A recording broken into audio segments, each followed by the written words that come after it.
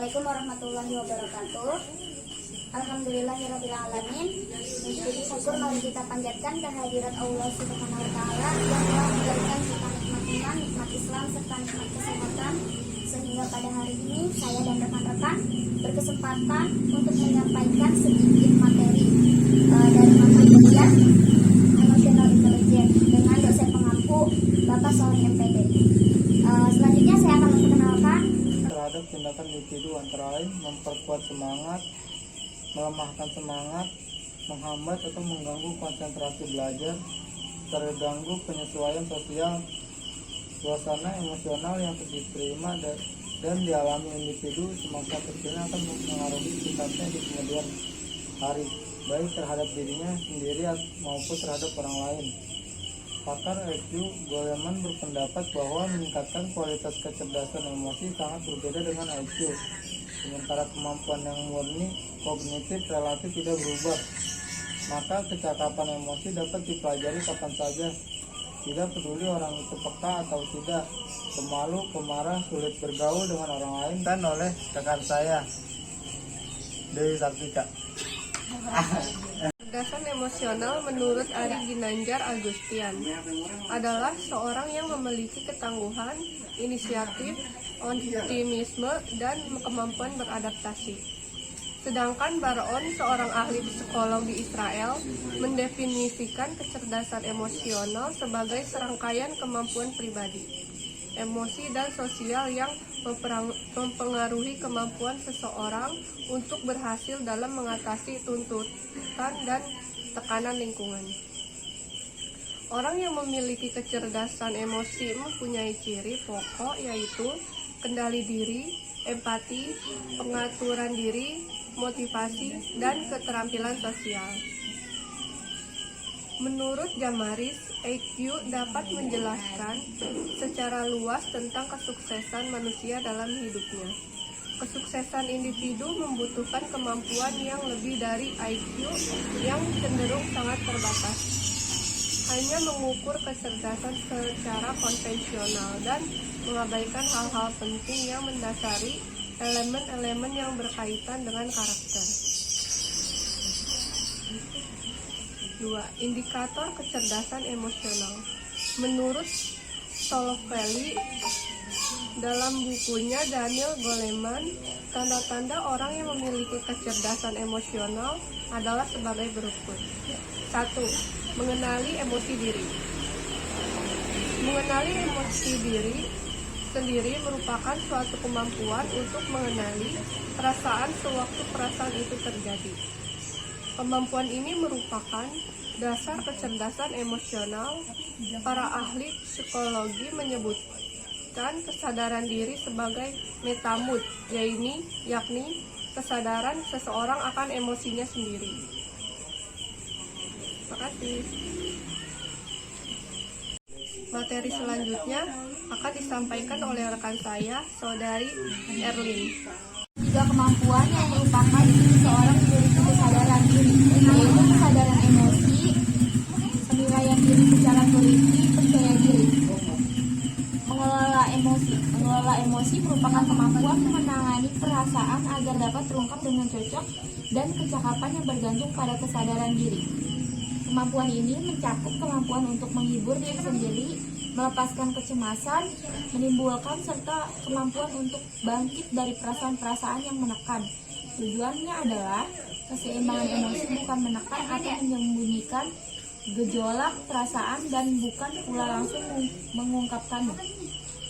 Terdapat 5 indikator utama yang dimiliki seorang mampu mengelola emosinya, antara lain yang pertama, kendali diri, dapat dipercaya, kewaspadaan, adaptabilitas, dan inovasi. Memotivasi diri sendiri. Menata emosi sebagai alat untuk mencapai tujuan adalah hal yang penting dalam kaitan untuk memberi perhatian memotivasi diri sendiri.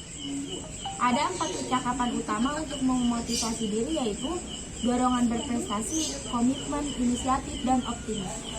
Mengenali emosi orang lain atau empati.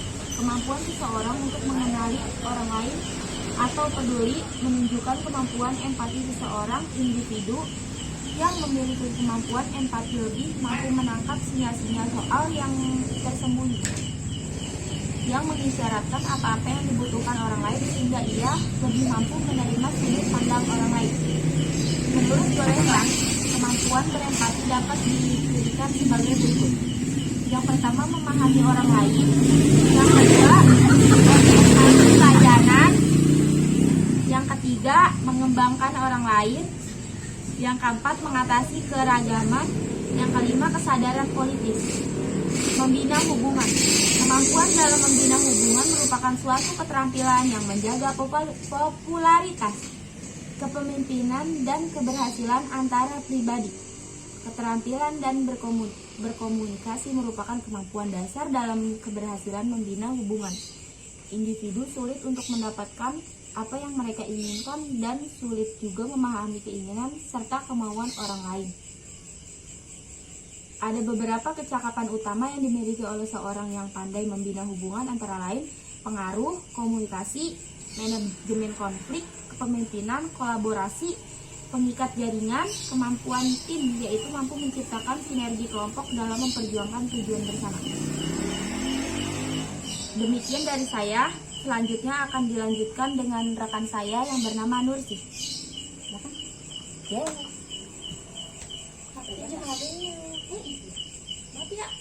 Pengertian akhlak.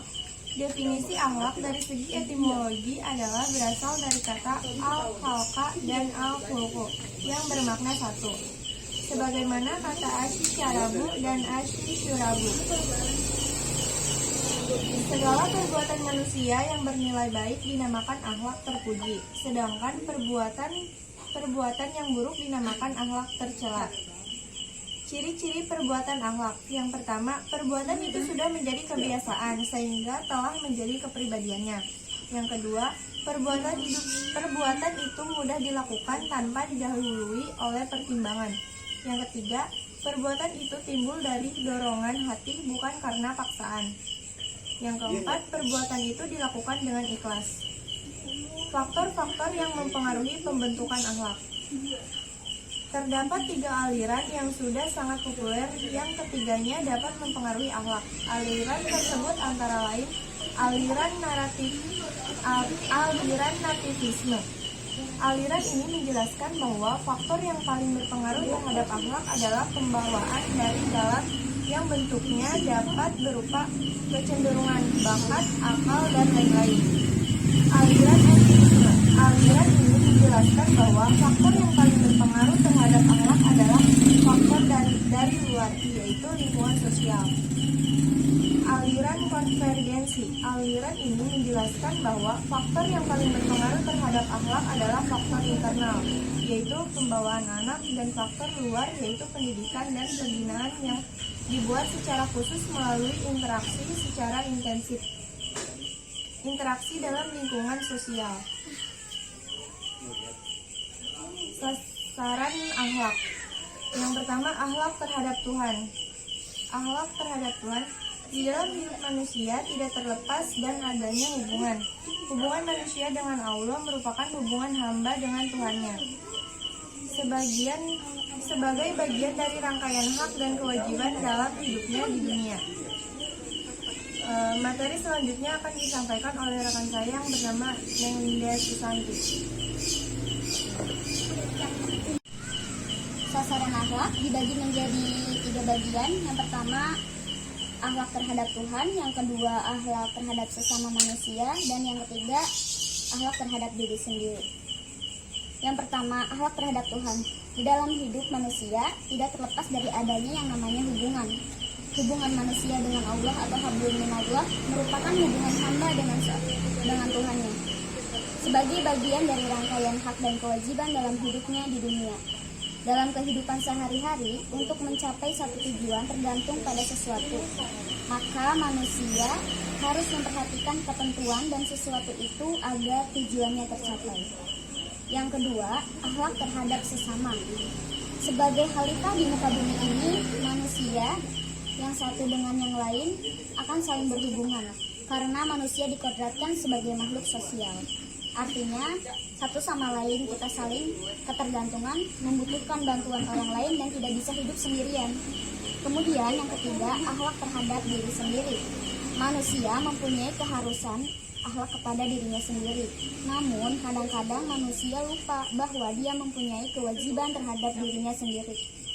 Tuhan memerintahkan kepada manusia agar menjaga dirinya masing-masing supaya tidak celaka dan merugikan orang lain.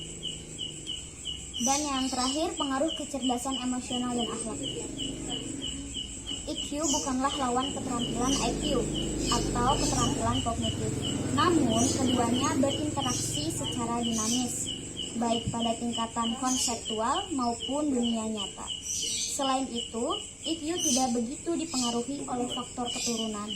Sedangkan akhlak atau budi pekerti dalam diri manusia adalah suatu kondisi atau sifat yang telah meresap, melekat dalam jiwa diri seseorang tersebut, atau biasa kita sebut dengan kepribadian. Sekian dari saya, terima kasih. Lagi doang. Ngatur banget bocahnya. Ya udah mulai dari tadi. Ulang ber, udah dapat. Udah. Demikianlah yang dapat kami sampaikan. Kurang lebihnya mohon maaf. Saya Nenginda Susanti. Wassalamualaikum Warahmatullahi wabarakatuh.